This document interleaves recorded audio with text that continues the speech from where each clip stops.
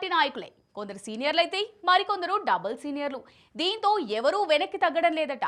పదవులు పంపకాలంటూ మంత్రివర్గ విస్తరణపై అంతా చర్చించుకుంటున్న వేళ ఉమ్మడి జిల్లా నుంచి నాయకులంతా అదృష్టం పరీక్షించుకునే పనిలో పడ్డారు. హైదరాబాద్ లెవెల్ నుంచి ఢిల్లీ ఉన్నత స్థాయి దాకా పెద్దలతో పైరవిలు చేసుకుంటున్నారు. మరి ఆ జిల్లా నుంచి రేసులో ముందున్నది ఎవరు? అదృష్టం వరించేది ఎవరిని? హైకమాండ్ ఆశీస్సులు ఎవరిని వరించే ఛాన్స్ ఉంది? విస్తరణ జరుగుతున్న వేళ కాంగ్రెస్ ముఖ్య నేతలంతా ఇప్పట్నుంచే విస్తళ్లు కట్టుకుంటున్నారు. పదవుల పంపకాలు జరిగే సమయానికి తమకుండే పార్టీ అర్హతలు, సామాజిక అవకాశాలపై కసరత్తు చేసి కొత్త ప్రొఫైల్స్ తో ప్రిపేర్ అవుతున్నారు.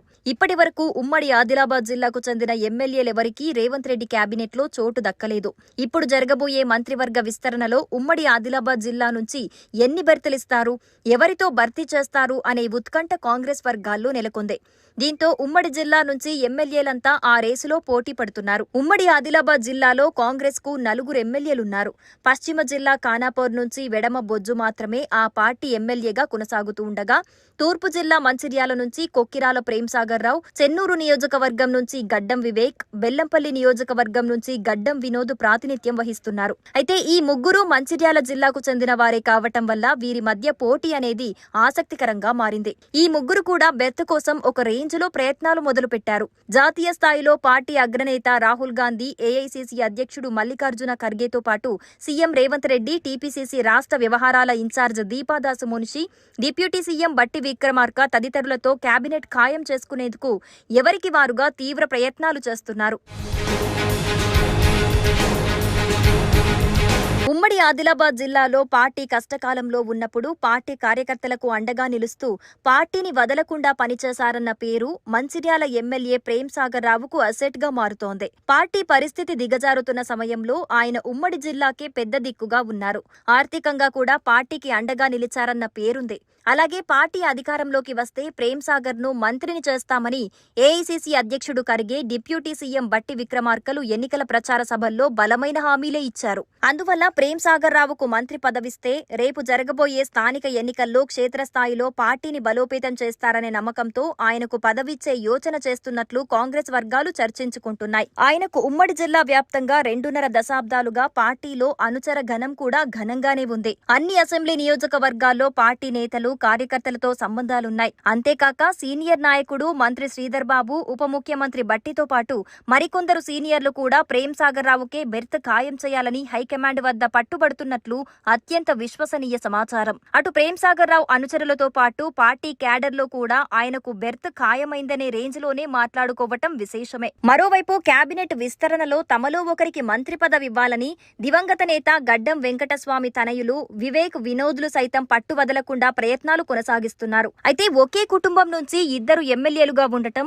ఆ తర్వాత వివేక్ తనయుడు గడ్డం వంశీకృష్ణకు పెద్దపల్లి పార్లమెంటు నియోజకవర్గం నుంచి ఎంపీగా అవకాశం ఇవ్వటం వల్ల మరోసారి ఆ కుటుంబం నుంచి మంత్రి పదవి కల్పించటం సరికాదన్న అభిప్రాయాలు కాంగ్రెస్ వర్గాల్లో వ్యక్తమవుతున్నాయి. ఒకే కుటుంబంలో కీలకమైన 3 పదవులుండగా మంత్రి పదవి అవకాశం ఇస్తే పార్టీ వర్గాల్లో తప్పుడు సంకేతాలు వెళతాయని భావిస్తున్నారు.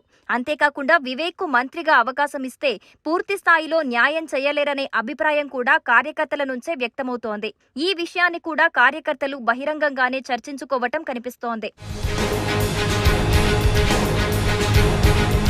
ఎన్నికల్లో వివేక్ విజయం కోసం పనిచేసిన కార్యకర్తలకు వివేక్ అంటిముట్టనట్లుగా ఉంటున్నారని ఆయన అనుచరులే బహిరంగంగా చెప్పుకుంటున్నారు. మరోవైపు వివేక్ బీజేపీలో కీలక నేతగా ఉన్నప్పుడు ఆయన్ని మళ్లీ కాంగ్రెస్ గూటికి తీసుకువచ్చే సమయంలో పార్టీ అభివృద్ధి కోసం అంటూ ఆయనకు మంత్రి పదవి హామీ ఇచ్చారని, అందువల్ల ఆయనకు హైకమాండ్ ఇచ్చిన పాత హామీ నెరవేర్చే అవకాశం ఎక్కువగా ఉందని ఆయన సన్నిహితులు చెప్పుకుంటున్నారు. అయితే ఇది ఏ మేరకు సాధ్యమవుతుందోనన్న సందేహం కూడా కార్యకర్తల్లో నెలకొందట. ఇప్పటికే 2 సార్లు మారిన అన్నదమ్ములకు ఎలా మంత్రి పదవిస్తారని పార్టీలోనే కొందరు నాయకులు చెవులు కొరుక్కుంటున్నారట. ఇక బెల్లంపల్లి నియోజకవర్గం నుంచి ఎన్నికైన గడ్డం వినోద్ సైతం మంత్రి పదవి కోసం తీవ్రంగా పోటీ పడుతున్నారు. ఇప్పటికే ఢిల్లీ పెద్దలతో పాటు ఏఐసీసీ అధ్యక్షుడు మల్లికార్జున ఖర్గే ఆశీస్సులతో ఆయన మంత్రి పదవి కోసం పావులు కదుపుతున్నట్లు ఆయన అనుచరులు చెప్పుకుంటున్నారు. కానీ గతంలో ఉమ్మడి రాష్ట్రంలో మంత్రిగా పనిచేసిన సమయంలో తన నియోజకవర్గమైన చెన్నూరును అభివృద్ధి చేయలేదని, తనకంటూ ఓ వర్గాన్ని ఏర్పరచుకోలేదనే ఆరోపణలు బలంగా ఉన్నాయి. దీంతో ఆయనకు మంత్రి పదవి రావటం కష్టమనే గుసగుసలు కూడా పార్టీలో బలంగా వినిపిస్తున్నాయి. మరోవైపు చాలా కాలం నుంచి ప్రేమ్ సాగర్ రావు వివేక్ మధ్య విభేదాలున్నాయి. మంత్రి పదవి రేసులో వివేక్ ఉండటంతో ఆయనకు మంత్రి పదవి రాకుండా మంచిర్యాల ఎమ్మెల్యే ప్రేమ్ సాగర్ రావు పార్టీ సీనియర్లతో కలిసి తీవ్ర స్థాయిలో అడ్డుకుంటున్నారని వివేక్ వర్గీయులు గుర్రుగా ఉన్నారట.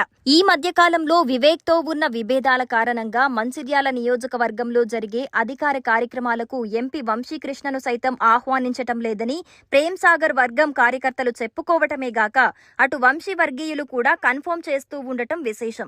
ఆదిమ గిరిజన తెగలకు చెందిన ఖానాపూర్ శాసనసభ్యుడు వెడమ బొజ్జు పేరు కూడా ఈ ప్రచారంలో ఉంది.